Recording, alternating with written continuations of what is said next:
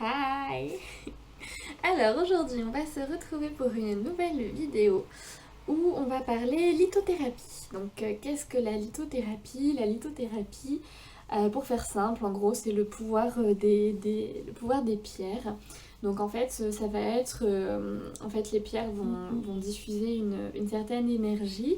Chaque pierre va diffuser des énergies différentes. Et du coup, elles vont pouvoir agir sur différentes choses.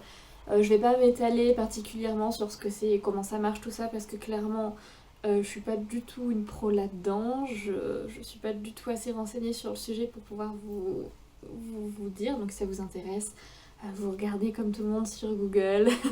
Google vous aidera beaucoup mieux que moi. Par contre, ce dont je vais vous parler moi, c'est des pierres en fait que moi je possède. Pourquoi je les ai achetées et comment je les entretiens un petit peu selon ce que on m'a dit et selon comment je me suis renseignée aussi. Donc, let's go! Donc on va commencer par la première pierre que j'ai acquise. Donc en fait, pourquoi j'ai commencé à m'intéresser à la lithothérapie? C'est parce qu'en fait, depuis assez longtemps maintenant, je vois des gens qui n'existent pas, pour faire simple. C'est-à-dire que la nuit, quand je suis chez moi, depuis très très longtemps, je vois en fait des personnes qui... Regardez-moi cette petite beauté. Bonjour! Coucou toi! Que t'es beau! Du coup, ce que je disais, c'est que voilà, depuis toujours, je vois des gens. Je pense que je ferai une vidéo dédiée, vraiment. Mais voilà, des gens qui ont pas de bonnes intentions. Et en fait, j'étais arrivée à une période, donc quand on a déménagé dans cet appartement-là, où en fait, je ne dormais pas du tout. Je dormais 2, 3, 4 heures par nuit. Parce qu'en fait, j'arrivais pas quoi à dormir. J'avais super peur. En plus, dès que je dormais, je faisais des cauchemars. Enfin, c'était vraiment horrible. Donc du coup, je me suis dit, bon bah, faut que je trouve une solution. Je voulais plus prendre d'antidépresseurs, je voulais plus prendre de somnifères parce que j'en ai eu pris et ça améliorait pas les choses. Donc du coup, je me suis tournée vers ça. J'avais entendu pas mal de gens dire que ça avait fonctionné pour eux. Donc je me suis dit, pourquoi pas. Donc je suis allée dans une boutique, c'est là où je me sers pour tous mes cristaux. C'est une boutique qui s'appelle le Minéralium, qui se situe dans le Vieux-Lyon, pour les gens de Lyon qui seraient intéressés. Et c'est une boutique où je trouve que les conseillers s'y connaissent vraiment. Puisqu'à chaque fois que j'ai demandé de l'aide, ils ont su me renseigner, tout ça. Donc voilà. Donc la première pierre dont j'ai fait l'acquisition, c'est ce petit bâtonnet là qui a l'air de rien en fait comme ceci. C'est une pierre, voilà, tout simplement, qui s'appelle une shungite.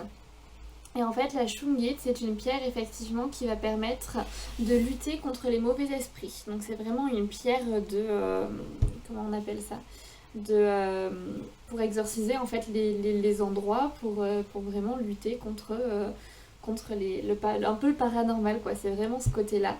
La petite histoire de cette pierre qui est très intéressante, donc je suis allée les voir en leur parlant de cette histoire que je voyais du coup des gens, tout ça, et que j'avais besoin d'une pierre pour ça.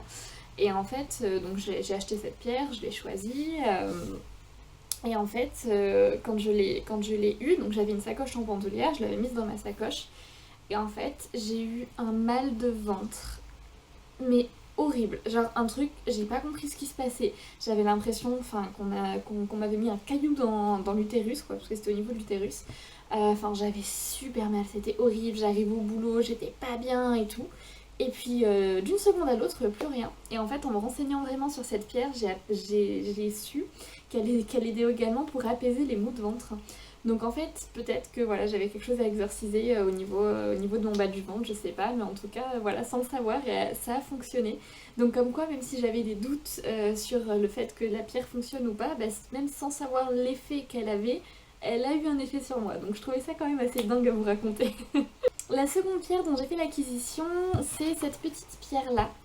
C'est une pierre de lune. J'aime beaucoup cette petite pierre parce qu'elle a un joli reflet bleu en fait à cet endroit-là et je trouve ça magnifique. La pierre de lune, je suis allée la chercher parce que c'est une pierre qui favorise l'instinct. Donc c'est une pierre qui va travailler, elle est surtout connue pour travailler la féminité, le côté séduction, le côté confiance en soi. Mais moi du coup je l'ai surtout acheté pour le côté instinct. J'avais besoin à ce moment-là, j'étais un peu perdue dans mes pensées, dans tout ce que dans ce que je voulais ou je voulais pas. J'avais besoin qu'on m'aide. Et du coup je me suis dit que c'était intéressant d'avoir une pierre qui puisse travailler l'instinct. Et puis forcément en étant une grande fan de la lune, une pierre de lune c'était un peu logique que j'en ai une à un moment ou à un autre. Ensuite j'ai fait l'acquisition de 2 pierres en même temps. Lors de mon passage du permis, bon que j'ai raté hein, mais voilà, lors de mon passage du permis j'avais besoin de me rassurer, du coup je me suis dit qu'en ayant des pierres ça pourrait peut-être mieux se passer. Donc la première dont j'ai fait l'acquisition c'est un quartz rose qui se présente comme ceci. Et du coup qui est très jolie et qui est une pierre qui va surtout agir sur le côté apaisement, détente, ouais vraiment ce côté, ouais surtout le côté, je l'ai surtout prise moi pour le côté apaisant. Et la seconde pierre que j'ai prise, c'est du cristal de roche. Donc moi je l'ai pris en... Donc il y en a du lisse. Moi je l'ai pris en... Comment ça s'appelle? En fondillé, quoi, entre guillemets. Pour la concentration. En fait on me l'a vendu pour la concentration. Pour vraiment que j'arrive à être plus focus en fait sur ce que je faisais. Moins éparpillée et arriver à me concentrer sur les choses. J'ai fait du coup, c'était quand? C'était hier ou avant-hier? Hier c'était. J'ai fait l'acquisition de 2 nouvelles pierres. Donc des petites pierres comme ceci. Celle-ci c'est une aigue marine. Et celle-ci j'ai un doute sur la pierre que c'est. Mais c'est une pierre que j'avais vue depuis un moment. Je vais vous dire ça, j'arrive. Donc j'ai revérifié. La première est bien donc une aigue marine. Et la seconde est une calcédoine bleue. Donc la calcédoine bleue, je vais vous dire les mots-clés un petit peu et je vous parlerai du livre après. La calcédoine bleue, c'est respect de sa propre vérité, apprendre à s'exprimer directement mais en douceur, prendre le temps de dire les choses, communication paisible et harmonieuse. Et l'aigue marine, c'est une pierre de clarté et de vérité, cohérence entre pensée et action, libérer les non-dits, clarifier son identité face à soi et aux autres. Donc ça reste dans la continuité en fait de ma pierre de lune que j'avais achetée. Toujours pour travailler sur l'instinct, tout ça, parce que dans ma vie, je suis je sens des changements en fait qui arrivent, mais j'arrive pas forcément à les mettre en application. Et j'avais besoin de pierres pour m'aider également à communiquer avec les autres sur ces changements, à communiquer avec les autres, à leur expliquer justement dans ce côté, avec cette douceur en fait, leur expliquer sans m'énerver ce qui m'arrivait, ce qui se passait, tout ça. Donc voilà, pour le livre justement, c'est un livre en fait que ma tante m'a offert, qui s'appelle du coup La Voix des pierres et des cristaux.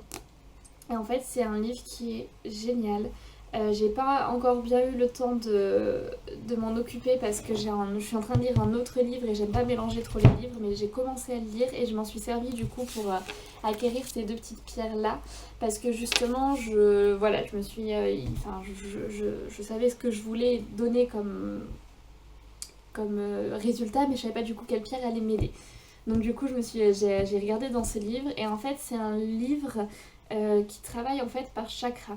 Donc il y a plusieurs chakras en fait au niveau de votre corps. Ça pareil, je vous laisse vous renseigner sur Google, je suis pas du tout assez renseignée pour en parler. Mais oui, il y a plusieurs chakras et en fait du coup les 2 pierres que j'ai achetées hier concernent le chakra de la gorge, donc le chakra de la communication. Et en fait selon vraiment ce qu'on a envie de travailler, donc le côté effectivement communication, après il y a l'estomac, enfin il y a plein de choses différentes. On peut vraiment en fait travailler en fonction avec les cristaux qu'on a envie. Donc voilà, c'est un livre qui est très intéressant et je vous en reparlerai je pense quand j'aurai un petit peu plus étudié que ça. Concernant les pierres, je les entretiens. Une fois que je les ai achetées, je les purifie toujours, je les utilise jamais sans les avoir purifiées. Donc il y a plusieurs manières de purifier les pierres. Soit on peut les nettoyer à l'eau tout simplement, à l'eau du robinet en les nettoyant. Soit en les mettant soit dans de l'eau, dans un bol d'eau, soit dans un bol tout court à la lumière de la pleine lune, ou de la lune tout court, mais la pleine lune c'est quand même plus intéressant. Soit on peut les mettre dans le gros sel, soit du coup on peut les purifier par fumigation, donc en faisant en fait brûler de la sauge. C'est un peu stressant d'avoir mon genou au milieu, je me dis. Oui, je suis encore en pyjama comme d'habitude. Donc par fumigation, donc en fait on fait brûler de la sauge. Moi j'avais fait un bouquet donc pour purifier les 4 premières pierres que j'avais eues. Je les avais purifiées en faisant un bouquet de sauge et de lavande qui venait du jardin de ma grand-mère, donc où je savais que les énergies étaient bonnes. J'ai pas vraiment envie de les acheter dans un magasin parce que on sait pas comment elles étaient élevées, qui a donné leurs énergies avant, donc ça m'embête un peu. Là je sais que ça venait du jardin de ma grand-mère, donc j'étais totalement sereine et tranquille là-dessus. Donc en tout cas c'est comme ça j'ai fonctionné. Pour les 2 nouvelles, étant donné que j'ai pas prévu de retourner dans le sud puisque ma grand-mère est dans le sud, je pense que je vais les nettoyer à l'eau tout simplement, ce sera le plus simple. Voilà, effectivement pour ma shungite, en fait pour ma pierre de protection, à un moment en fait je me suis rendu compte que je trouvais qu'elle était moins efficace du moins. Donc du coup je l'ai purifiée avec la sauge et franchement elle est repartie comme au début quoi. Et justement du coup quand je les achète au début, c'est un peu le bordel cette vidéo, vous m'en voudrez pas. Il n'y a pas vraiment d'ordre. Quand j'achète les pierres, en fait, je leur donne une intention. Donc ça, j'avais lu dans le livre Comment devenir une Cosmic Girl. En fait, quand on prend une pierre, donc par exemple, si je prends ma shungite, en fait, il faut la prendre dans ses mains et il faut lui donner une intention. Puisque comme je vous ai dit, par exemple, pour celle-ci, vous avez 2 possibilités avec cette pierre. Soit ça peut être une pierre de protection contre, entre guillemets, les forces du mal, Team Harry Potter. Soit sinon, du coup, ça peut être une pierre qui va aider pour les maux de ventre. Donc à partir de là, il faut lui dire sur quoi elle va fonctionner. Puisque vous voyez, d'elle-même, elle a fonctionné sur mon ventre, alors c'était pas forcément ce que je voulais. Donc du coup, en fait, il faut la prendre. Moi, je les prends dans mes mains, en fait. Donc là, elle est vraiment dans ma main. Je les prends en prière et je lui donne une intention. Donc c'est-à-dire que je la purifie. Et ensuite, je lui dis, voilà, je te demande de m'aider à éradiquer les mauvais esprits autour de moi et ainsi de suite. Après, ça, c'est à vous de voir ce que vous voulez lui dire. Mais vraiment, en fait, la guider pour pas qu'elle s'éparpille dans tous les sens. Parce que notamment sur les pierres de protection, c'est des pierres qui emmagasinent beaucoup d'énergie négative. Donc si vous ne les purifiez pas souvent, ou si vous du coup vous ne leur donnez pas une intention, c'est des pierres qui peuvent des fois avoir l'effet inverse. Donc juste faire attention à ça. Et je voulais aborder du coup un dernier sujet pareil au niveau des pierres, c'était le choix de la pierre. Donc comment choisir une pierre, comment on sait si c'est cette pierre qui nous va ou qui nous va pas. Donc moi là où je vais les acheter, les pierres en fait elles sont dans des petits bacs où vous en avez plein, vous pouvez voilà, vous servir. Quand je choisis une pierre, donc en fait je mets en fait ma main au-dessus du... Donc imaginons, j'ai un bocal, hein. Imaginons en fait le bocal c'est l'endroit où il y a les pierres, en fait je mets ma main au-dessus, j'essaye de ressentir un peu une énergie, un picotement, quelque chose. Je sais qu'il y a des gens qui ressentent ça, alors c'est pas du tout mon cas, mais du coup je me dis bon peut-être qu'un jour ça arrivera.